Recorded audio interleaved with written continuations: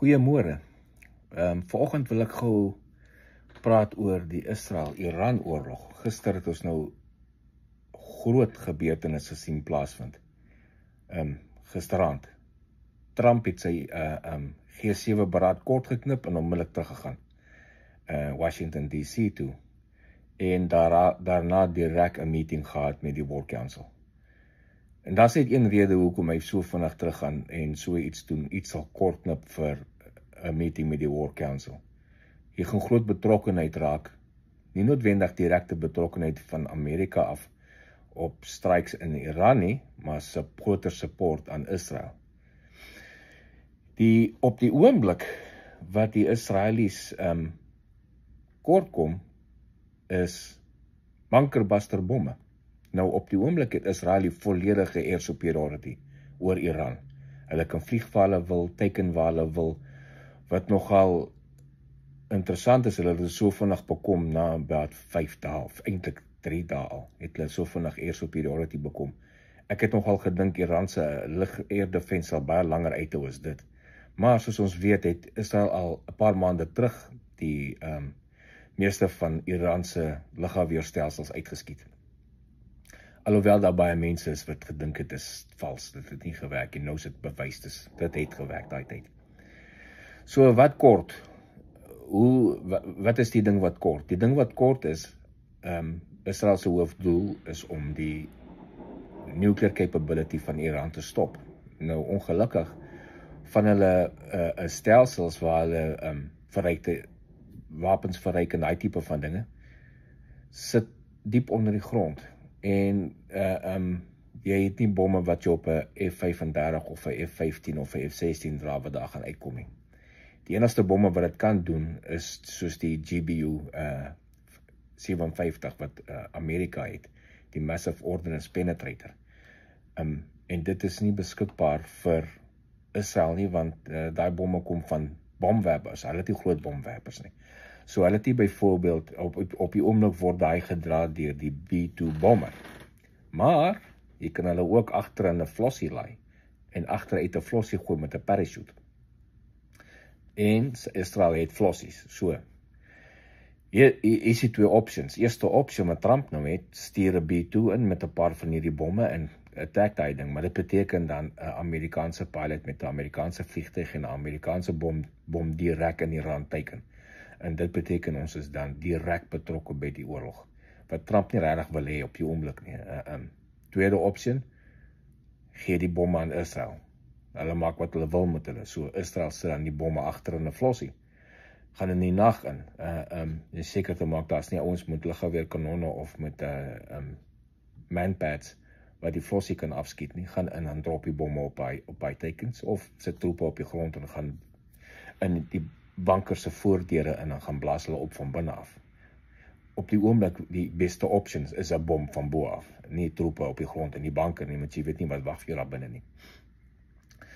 So hierdie Massive Ordnance Penetrator bom, bunkerbuster bom, hoe werk hy?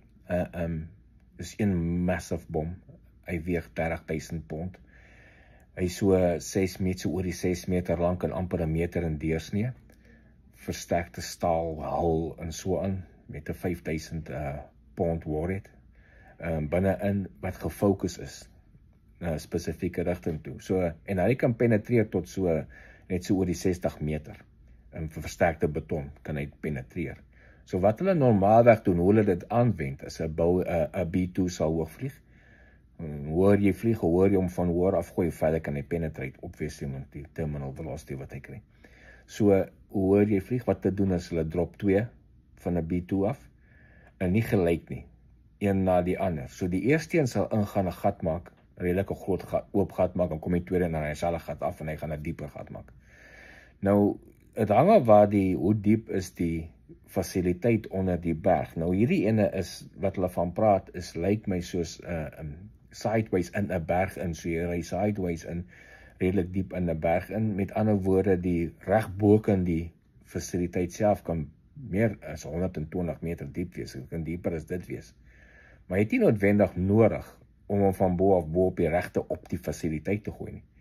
Jy kan hom gooi op 'n plek wat dit waar dit vlakker is, sodat jy sy ingangpaai, sy kanaal, jy weet sy tunnels, dit uithaal en dit inblok. En so wat jy maak is, as jy dit kan regkry, jy bom die hele tunnelsysteem wat ongaan na die fasiliteit toe, kollaps, val plat, word toegegooi met grond en allerhande goeders.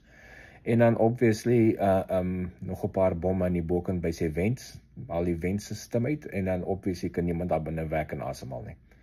Wat miskien ook 'n beter opsie sal wees as 'n direkte impact of 'n direkte explosion op die fasiliteit, want jy weet nie wat daar binne is nie. Daar kan dalk nog ander redelik verrykte Iran produkte daar binne wees en so aan, en dit pop oop en dan sit radiation in die omgewing. So dalk is 'n beter opsie, gooi dit in die tunnels in of collapse die entrances en dat die ding toe implode op homself en die grond bo op hom lê. Soos wat hulle maar atoom testing gedoen het in die Nevada woestyn klomp jare terug, het hulle die detonations diep ondergrond gemaak en hy het toe gekollaps op homself. Dis hoe die radiation nie uitgekom het nie, want iemand vra my eendag, al die nuclear tests wat hulle gedoen het, hoe beperk jy die radiation? Dis maar wat jy doen. Die ander was gedoen aan ver in die middel van nowhere op klein eilande, die een wat hulle in die lug gedoen het.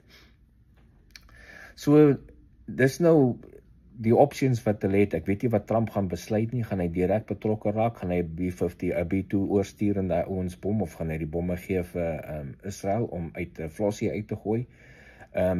Want die enigste ander manier wat hulle kan doen is met 'n B2. Jy kan nie, as Israel het nie 'n Flossie kan uitgooi nie, moet hulle, en hulle het nie B2's nie, hulle het nie bommers wat hy goed kan dra nie. En dis regtig die enigste tipe bomme op die oomblik wat kan penetrate door daar diep.